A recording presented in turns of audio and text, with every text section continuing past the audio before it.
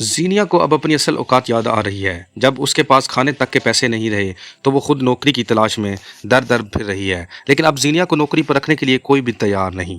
زینیا park کی ایک bench پر بیٹھ کر سوچنے لگتی ہے کہ اگر اس نے شہرام کے ساتھ دھوکہ نہ کیا ہوتا، اگر اس نے فریال کو جھوٹے کیس میں اریسٹ نہ کروایا ہوتا تو آج اس کی دنیا بالکل مختلف ہوتی۔ وہ آج شہرام کے بچے کی ماں ہوتی اور دونوں ایک خوشحال زندگی گزار رہے ہوتے، نہ کہ آج کی طرح تنہا ہوتی۔ نہ اس کے پاس کھانے کے پیسے ہیں اور نہ ہی رونے کے لیے کسی کا کندھا۔ دوسری طرف فریال کی کزن سدرا اس سے ملنے کے لیے گھر آتی ہے۔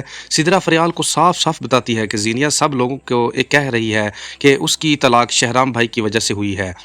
شہرام اس وقت فریال سے بات کرنے کے لیے اس کے پاس آ رہا ہوتا ہے۔ دروازے پر کھڑے ہو کر وہ سدرا کی ساری باتیں سن لیتا ہے۔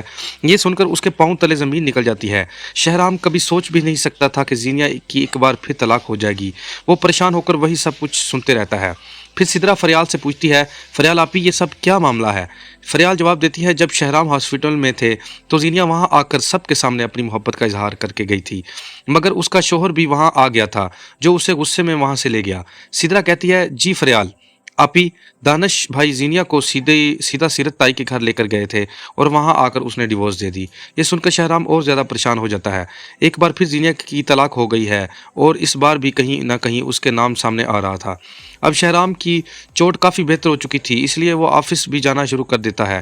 آفس پہنچ کر اس کے فون پر زینیا کی کال آتی ہے۔ زینیا ایک بار پھر شہرام کو حاصل کرنے کی کوشش کرتی ہے۔ شہرام پہلے کال اگنور کرتا ہے مگر پھر ریسیو کر کے کہتا ہے، تم آخر میرا پیچھا کیوں نہیں چھوڑتی؟ تم نے ایک بار پہلے بھی میری زندگی برباد کی تھی، اب کیا چاہتی ہو؟ میں دوبارہ برباد ہو جاؤں؟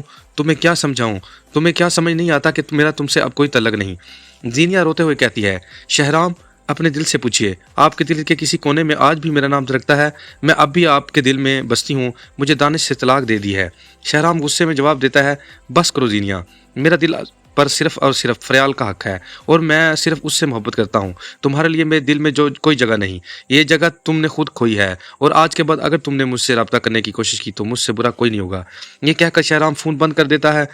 زینیا پارک میں بیٹھی سر پکڑ کر روتی رہتی ہے۔ ادھر فیروز اور شانزے جب سے گھر چھوڑ کر گئے ہیں، فیروز کی ماں ایک پل بھی سکون سے نہیں گزرا، اسے خالی گھر کاٹنے کو دوڑتا ہے۔ وہ فیصلہ کر لیتی ہے کہ اس سب کی ذمہ دار فریال ہے۔ اس کے خیال میں فریال نے ہی فیروز کو بھڑکایا تاکہ وہ شانزے کو لے کر الگ ہو جائے۔ اسی غصے میں وہ فریال کے گھر پہنچتی ہے اور اس کا گریبان پکڑ کر کہتی ہے، میں تمہیں نہیں چھوڑوں گی، تم نے مجھ سے میرا بیٹا چھین لیا ہے۔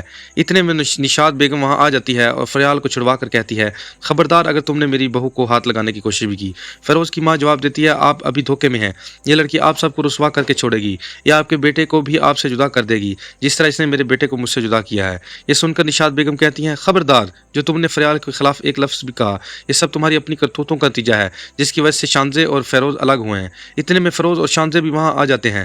فیروز اپنی ماں کو چیختے چلاتے دیکھ کر غصے میں کہتا ہے، موم آپ یہاں کیا کر رہی ہیں؟ میں آپ کو پہلے ہی کہہ چکا ہوں کہ میرا آپ سے کوئی تعلق نہیں۔ یہ سن کر فیروز کی ماں ہاتھ جوڑ کر معافی مانگتی ہے اور کہتی ہے، فیروز ایک بار مجھے معاف کر دو، میں شانزے کو دل سے قبول کر لوں گی، بس ایک دفعہ تم دونوں واپس گھر آ جاؤ۔ دوستو، آپ کے خیال میں کیا فیروز کو اپنی ماں پر یقین کر لینا چاہیے؟ اپنی رائے کمنٹس میں ضرور بتائیے گا۔